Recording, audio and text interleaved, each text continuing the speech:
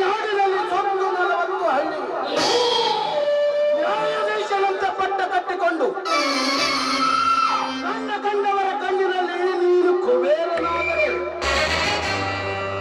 ಈಗ ಸಾಯ ಮನಿತನವರ ಕಣ್ಣಿನಲ್ಲಿ ನೀನೊಂದು ಸಣ್ಣ ನರಕೊಲ್ಲಿ.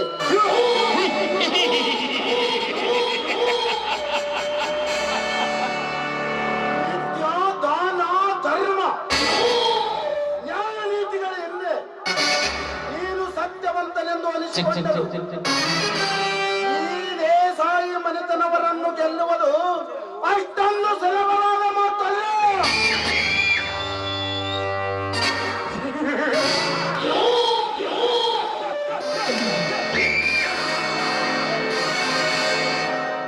ಈ ದೇಸಾಯಿಯರ ಮತ್ತು ನಾಡಗೌಡರ ಮನೆತನದ ಮಧ್ಯದಲ್ಲಿ ಇರುವ ವೈರತ್ವ ತಲತಲಾಂತರಗಳಿಂದ 10 ತಲೆಗಳಿಂದ ಕಾದಾಡುತ್ತ ಬಂದಿರುವ ಇದು ತಾಗಿ ರಕ್ತದ ಹೊರನ ಹೋಗಿವೆ. ಎಷ್ಟು ಹೆಣಗಳು ತೊಟ್ಟಿದ್ದೇವೆ. 10 ವರ್ಷಗಳ ಹಿಂದೆ ಮಧುರ ಬಾಂಧ್ಯವನ್ನು ವಹಿಸಿ ಈ ಕದನಕ್ಕೆ ಮಂಗಳವಾಡಿದೆ.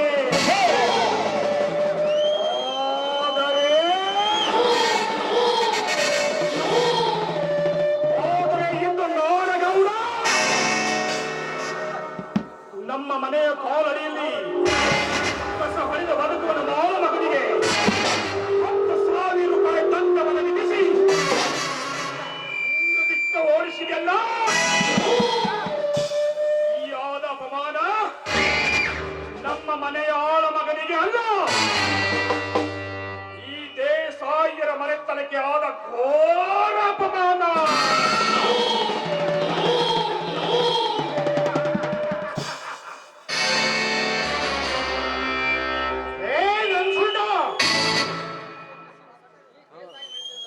ದೇಸಾಯಿ ಮನೆತನ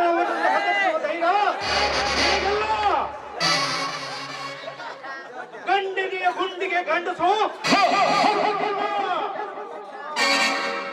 ಒಂದು ವೇಳೆ ಹುಟ್ಟಿ ಬಂದಿದ್ದೆಯಾದರೆ ಅವನ ಮುಂಡವನ್ನು ರುಂಡದಿಂದ ಕತ್ತರಿಸದೆ ಬಿಟ್ಟವರಲ್ಲ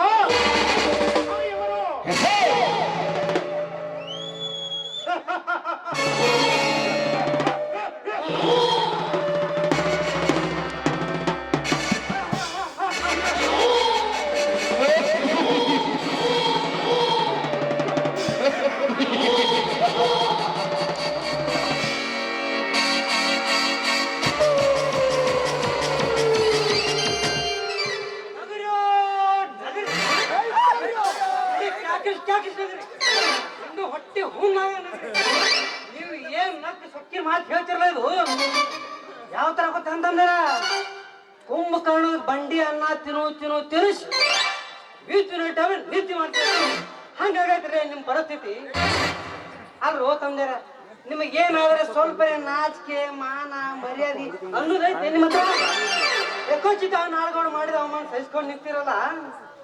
ಕೈಯಾಗ ಬಳಿ ಹಾಕೋರ್ಲೆ ಬಳಿ ನಮ್ಮ ಅಕ್ಕನ ಬಳಿ ಕೇಳಿ ಬಂದಿವಿ.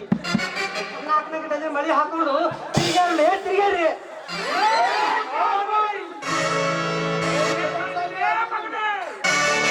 ಕರೆ ಹೇಳಾಕತ್ತೀನಿ ಸರ್, ಕರೆ ಹೇಳಾಕತ್ತೀನಿ.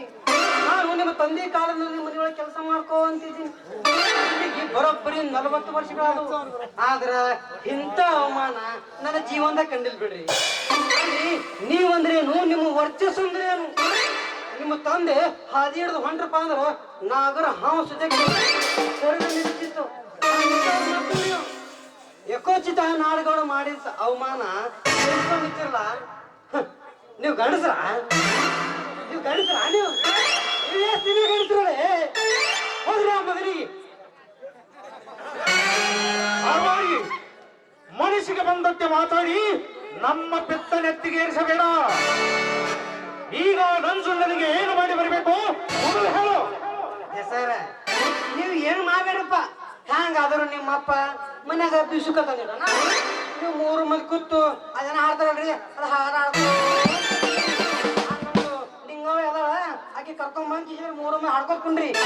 ಏನ್ ಮಾಡ್ರಿ ದಸಾರ ಆ ನಂಜುಂಡಗೌಡ ನಿಮ್ಮನ್ನು ಕಂಡ್ರ ಗಡ ಗಡ ಗಡ ಗಡ. ಇನ್ನೊಂದ್ಸರಿ ನಿಮ್ಮ ಸರಿಯಾಕ ಆ ಮುಖ ಬರಬಾರ್ದು. ಇಂದಾಗಳಗ ಈ ಊರೊಳಗ ನಿಮ್ಮ ಅಧಿಕಾರ ನಡೀತೈತಿ. ಕೋಚಿತ ನಾಡಗೌಡ ಮಾಡಿದ ಅವಮಾನ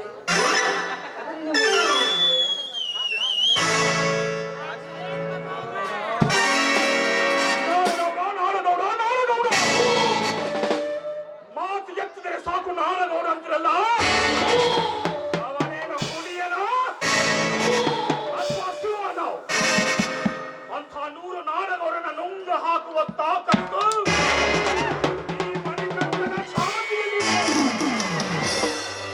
ನೀವು ಇಬ್ಬರು ಅಣ್ಣಂದಿರಿಗೆ ಹಿಂದೆ ಆಜ್ಞೆ ಮಾಡಿ ಆ ನಾಡಗೌಡನ ನುಂಗಿ ಅವನನ್ನು ಗುಂಡಿಟ್ಟು ಕೊಂದು ಅವನ ಅಧಿಕಾರವನ್ನು ಮನ್ನ ಮುಕ್ಕಿಸಿದ್ದರೆ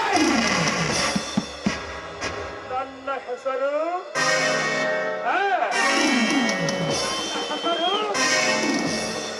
ಮಣಿ ಮಣಿ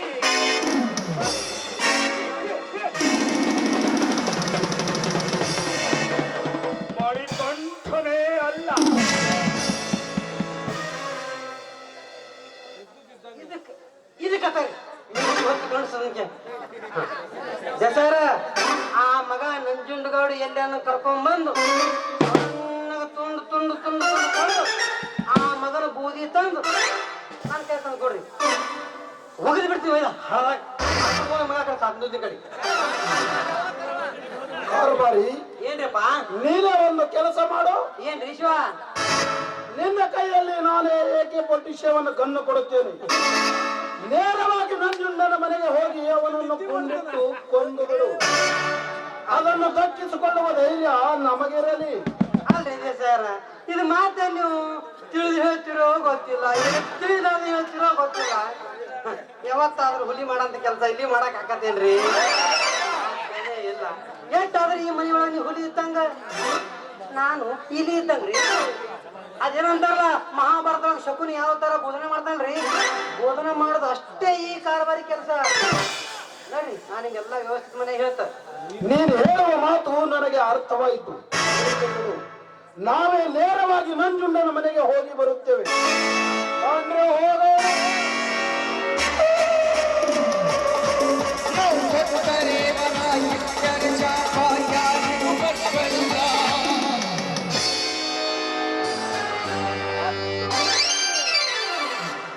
ಹತ್ತಬೇಕ್ರಿ ಬೆಂಕಿ, ಹತ್ತಬೇಕು. ಇಡೀ ಊರಿಗೆ ಊರು ಬೆಂಕಿ ಹತ್ತಿ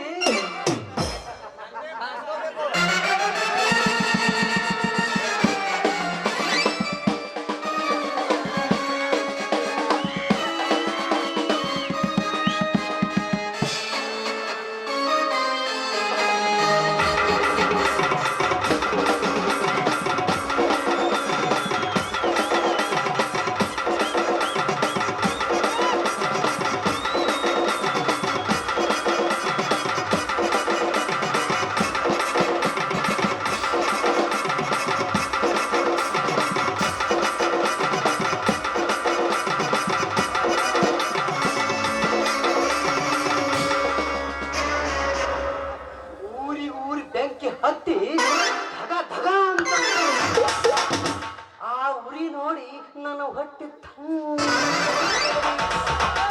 ಖರೆ ಹೇಳ್ತೀನ್ರಿ. ಮುಂದ ಊರೊಳಗ ದೊಡ್ಡವ್ರು ಅನ್ಕೊಂಡವ್ರು ಹೊಡೆದಾಡ್ಕೊಂತ ಬರ್ಕೊಂತಿದ್ರ ನಮ್ಮಂತವ್ರಿಗೆ ಕರೆಸ್ತಾನ್ರಿ.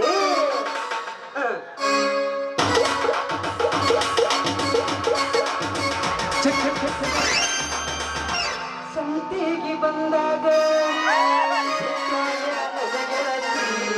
ಸಂತಿಗೆ ಬಂದಾಗ